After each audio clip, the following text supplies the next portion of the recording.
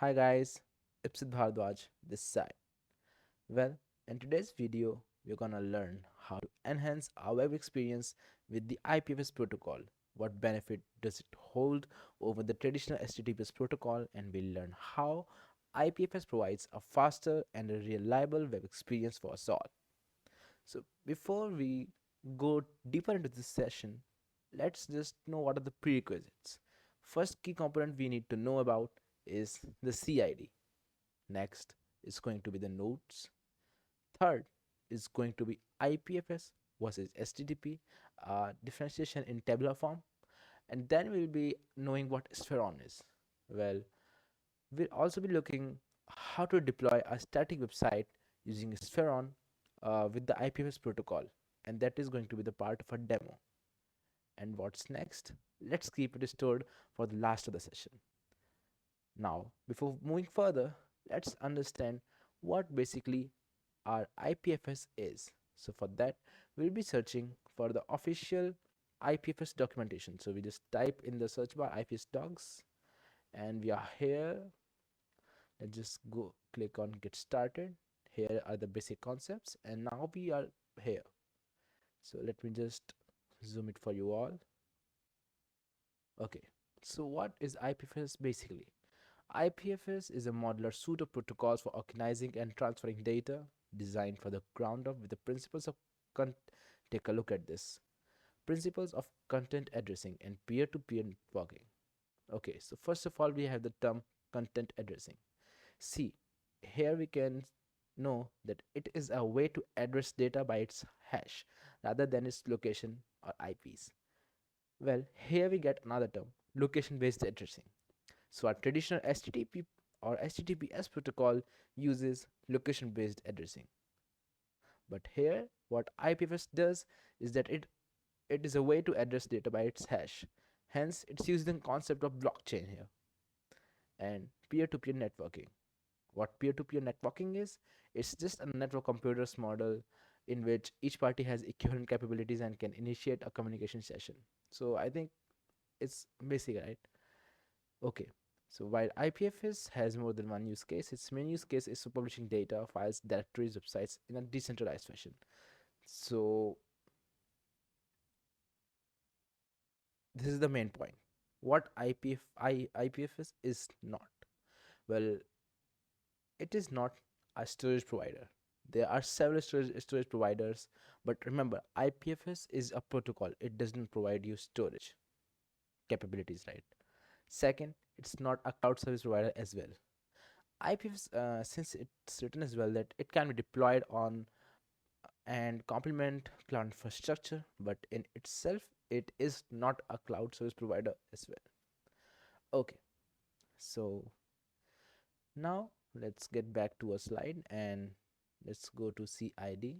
So CID or a content identifier is a label used to point to material in IPFS.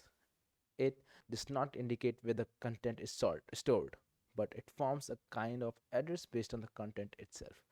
In layman terms, it just means that whenever we deploy a site using the IPFS protocol, our CID is generated in place of generating an IP and then locating the website using that IP.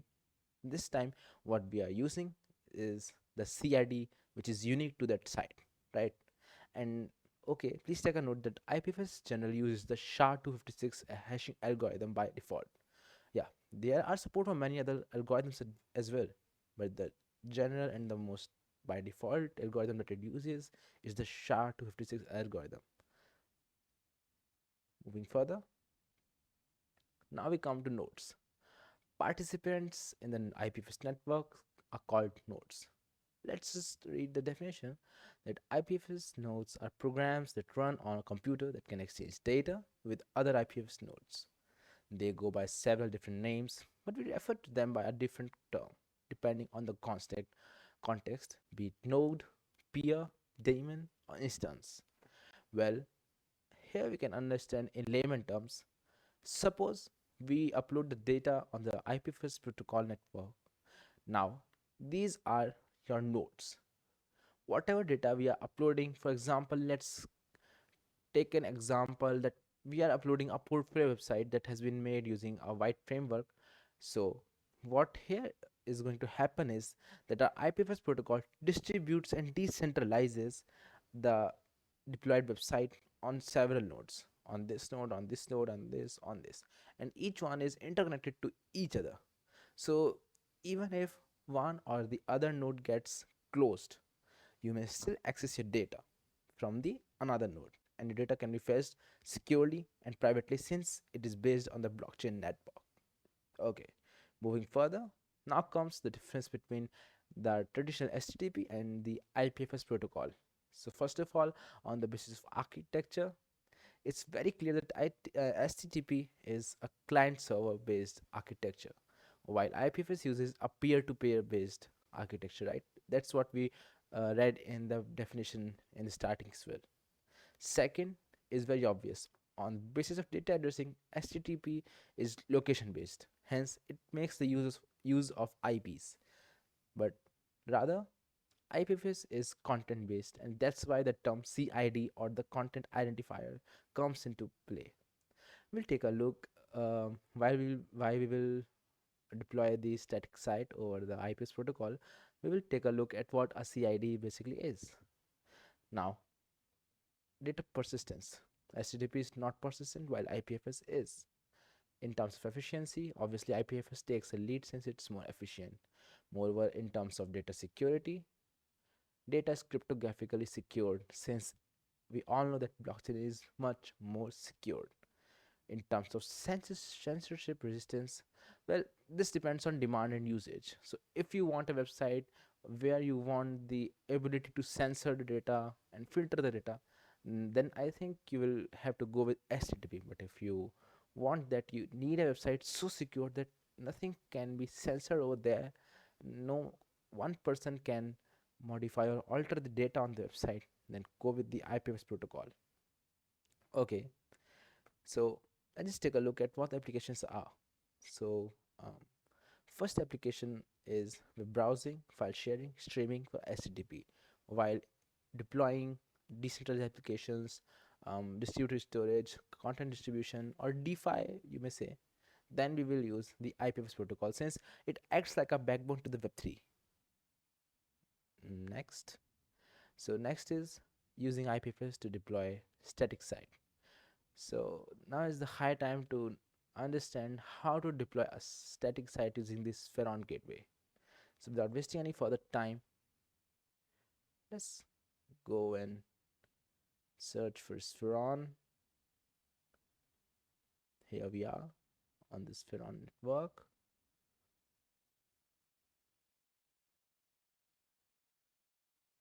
Click on this, and what we have to do is click on login.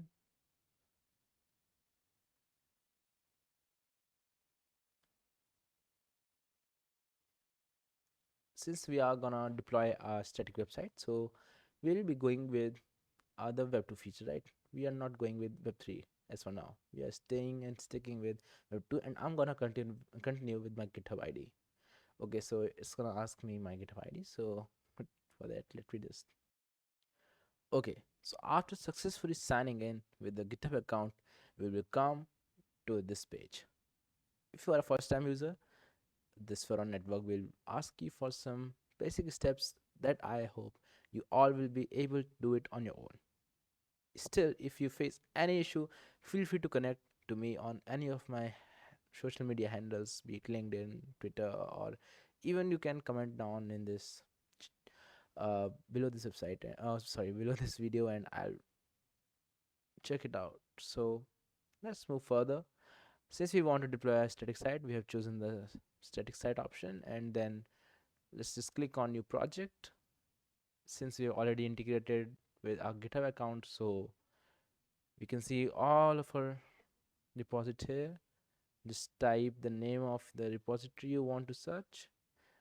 In our case, it's just a minute. In our case, it's portfolio. I think, yeah. So here it is. Let's click on portfolio. We want to go with the IPFS protocol. Click on IPFS. See, it automatically has understood what framework I have worked upon. So, yes, it's white in our case. You can see it supports React, Vue, Angular, Next.js, Preact, Next, and a lot more.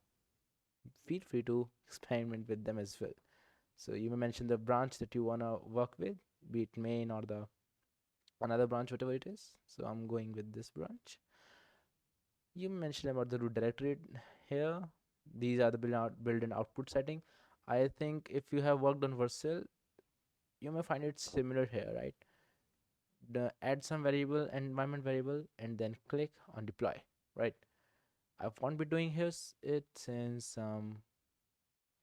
okay, no problem.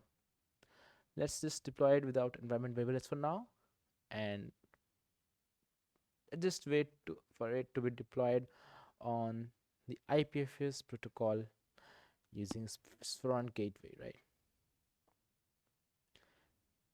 Since I deployed the same website that I had deployed previously as well, so it shows the total deployments are 2. So let's click on and see if it is deployed or not. Okay, so our website has been successfully deployed, and if you want to preview deployment, just click here and you'll be able to go and see our portfolio website. Okay, nevertheless, this is a content id not ipfs.explorer.link. Now the question may arise that what if Spheron um, shuts down somewhere in the future, or even this can be the scenario with Vercel or Netlify or any deployment framework that you use. So for that, what IPFS provides us with is it is the CID. How? Um, if you are all aware about what Cloudflare is, let me just mention here. What you all have to do is you have to type cloudflare-ipfs.com slash ipfs slash paste your content ID. Let me just do it for you all. Cloudflare-ipfs.com slash ipfs slash the content ID which has been generated. This one, right? Just copy it, go here, paste, and then just press enter, and we can see that yeah, our website has been successfully deployed on the nodes. Remember, what is happening here is that the same website is available on this node of Spheron, and the same website is being fetched from the Cloudflare node. And a lot more ways are there to fetch the same website, which shows us that our website is now secure even after a Vercel, a Netlify, even be it and not to mention GitHub, or even if it is Spheron, any shuts down, gets closed, on any cases crashes, still the performance of our and availability of our website is not going to be affected. So this was all about how to deploy our website using Spheron. And in the next video, we'll be understanding how to deploy our website, dynamic website using the same IPFS protocol.